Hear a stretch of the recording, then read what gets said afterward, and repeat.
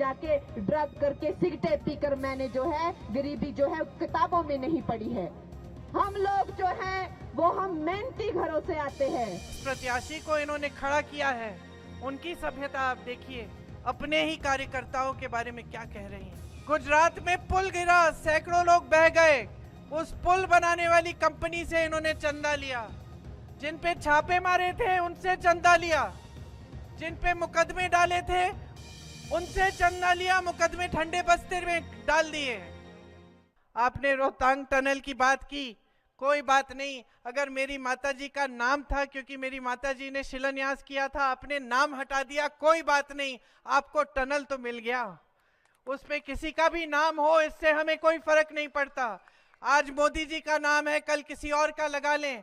आपको टनल इसलिए मिला क्योंकि उनकी सोच थी कि यहाँ पे बनाना है और उन्होंने राशि भिजवाई इसके लिए।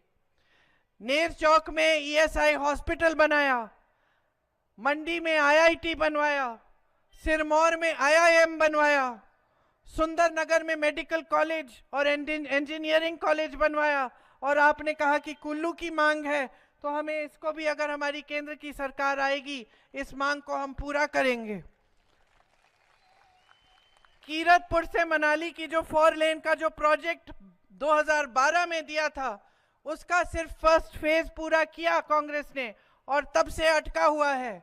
उसको पूरा करने का काम हम कराएंगे जब हमारी गुजरात में पुल गिरा, सैकड़ों लोग बह गए, उस पुल बनाने वाली कंपनी से इन्होंने चंदा लिया। जिन पे छापे मारे थे उनसे चंदा लिया, जिन पे मुकदमे डाले थे उनसे चंदा लिया, मुकदमे ठंडे बस्ते में डाल दिए, छापे बंद हो गए। ये है इनकी ईमानदारी और ये है इनकी सभ्यता। और आज आपको सब कुछ दिख रहा है। आपके सामने जिस प्रत्याशी को इन्होंने खड़ा किया है, उनकी सभ्यता आप देखिए, अपने ही कार्यकर्ताओं के बारे में क्या कह रही हैं। तो देखिए, आपके सामने एक बड़ा निर्णय है। एक तरफ एक सभ्य राजनीति, एक सच्ची राजनीति, जिसके मंत्री, मुख्यमंत्री, नेता सब आपके सामने संकट के समय भी आते हैं, दुख के समय भी आते हैं और तमाम आपके लिए विकास के कार्य करने की बात करते हैं और वो कार्य करके दिखाते हैं। आपको वादा करते हैं, चुनाव में उस वादे को पूरे करने का काम जैसे ही सरकार बनती है शुरू हो जाता है।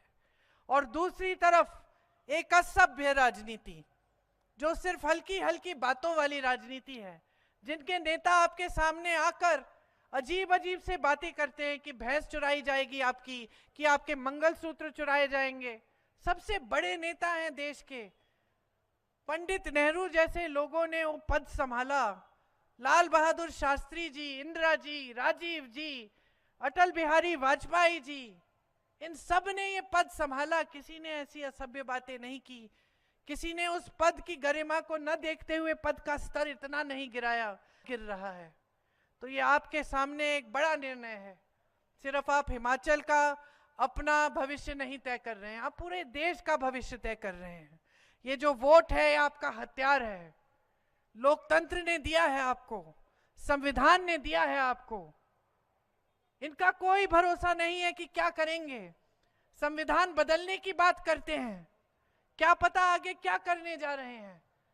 अब समय आ गया है कि आप खड़े हो जाएं और आप इस देश की राजनीति को सही दिशा दिखाएं। ये आपका सुंदर प्रदेश, ये आपकी सभ्यता, ये देवभूमि इसलिए कही जाती है क्योंकि सचमुच देवताओं की भूमि है। तो यहीं से आप दिखाइए पूरे देश को, यहीं से संदेश भेजिए।